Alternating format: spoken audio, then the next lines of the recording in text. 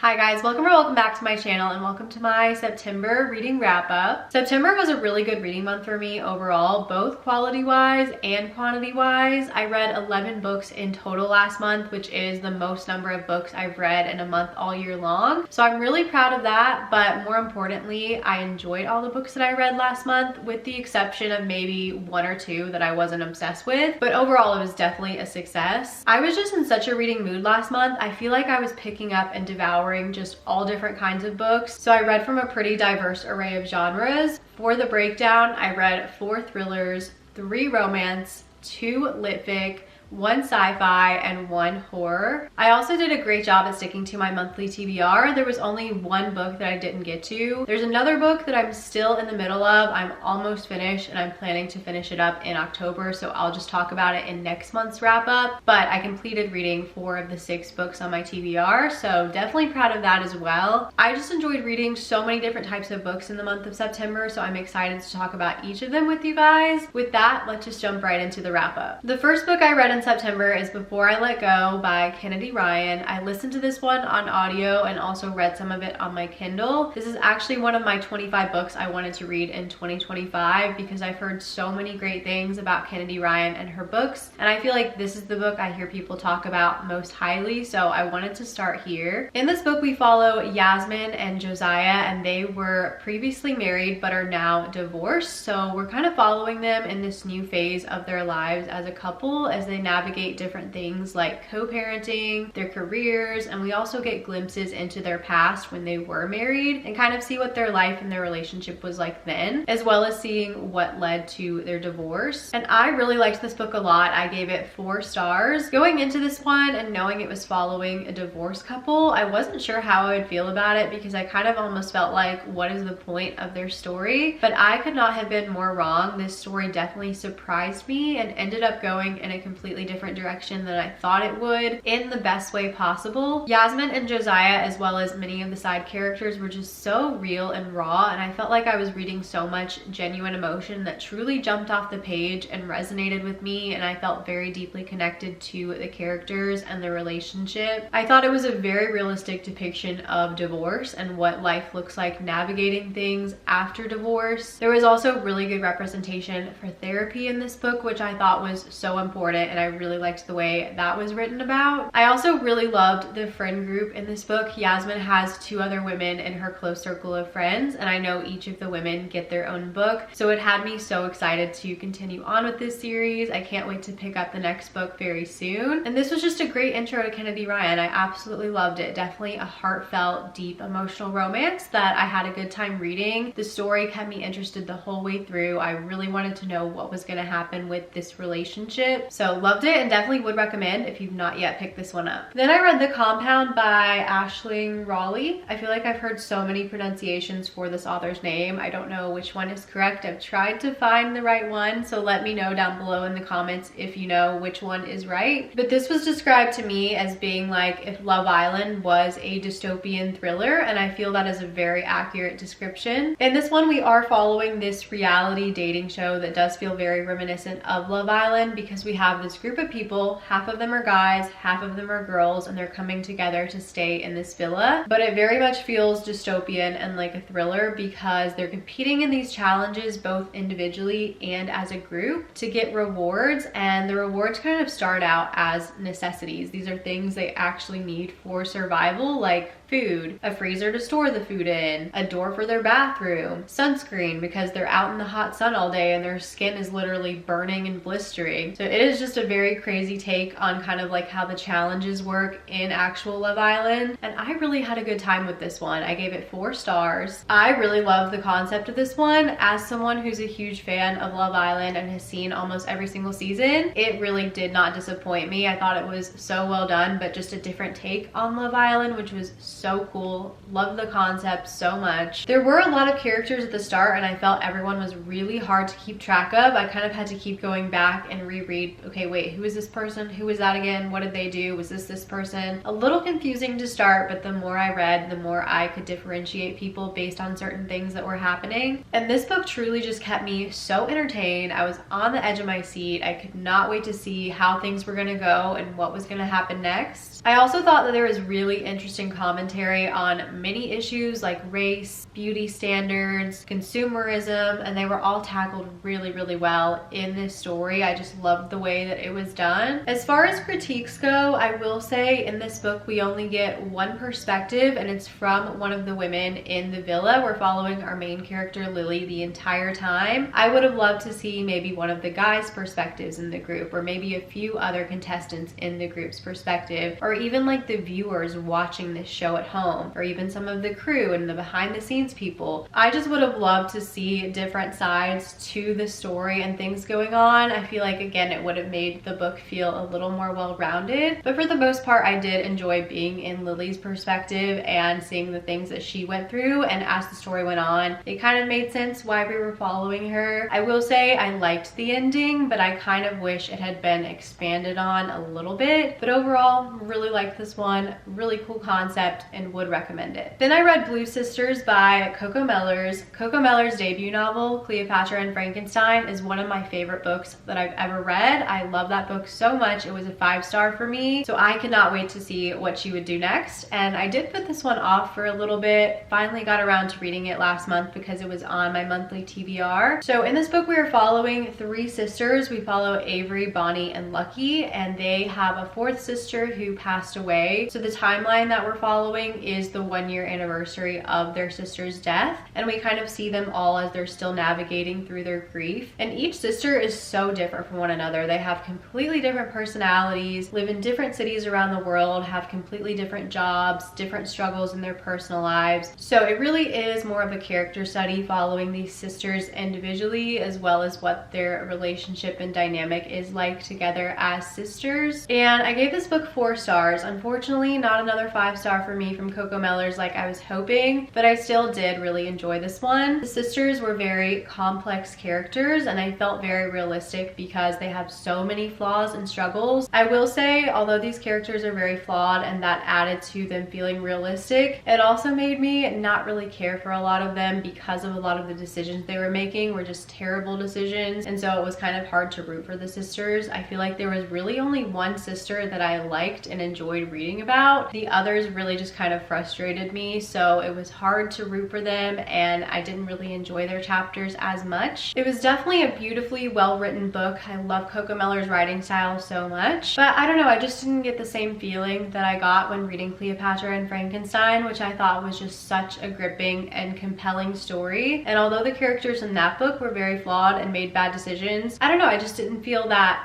deep soul attachment the way I did in that book. Something about it just wasn't as all-consuming to me, and when I was trying to think of what specifically I wish was different about this book, one thing that I really thought of is the timeline that we're following in this book spans such a short period. I think we're not even following a full week. We do get like flashbacks to the past and the sisters having different memories that give us some more context to what life was like in the past for them, but I really wish we would have gotten an actual past timeline in this story. I feel like that would have made me feel more connected to the characters, and it would have just added more depth and layers to this story. I kind of felt like something was just missing a little bit for me in this book, but did enjoy it overall. Okay, the next book that I read is a translated Japanese thriller. This is Confessions by Kane Minato. This book follows our main character, who is a school teacher, and her daughter has tragically just been murdered. And so she is standing up at the front of her classroom telling her students that she is planning on resigning. She's not going to be teaching anymore at this school, pretty much mostly because of what happened with her daughter. And she tells the class that she knows who's responsible for the death of her daughter, and she's planning to exact revenge. This book flips who we're following every chapter, and we get different points of view from characters in this story that all shed light on this situation that's happening. And I love this book so much, you guys. I gave it 4.5 stars. The writing style definitely took me a little bit of getting used to. It felt slightly stilted. I don't know if that's because of the translation, but it did take some getting used to. But once I got into it, I was so hooked. This story gripped me completely and wouldn't let me go until the very last page. I don't think the structure of this book and the style is going to work for absolutely everyone, because like I said, every chapter we are flipping to different points of view, but it is kind of the same set of events being told from different perspectives, but each person kind of has different viewpoints on this situation and brings new details that to me shed light light and painted a fuller picture to this situation and to the storyline. So it worked for me personally, and I found it so fascinating, but I can see where some people might find it a little bit repetitive because it is the same set of events over and over in each chapter. But it really worked for me because even though it's the same set of events, I feel like we saw the same set of events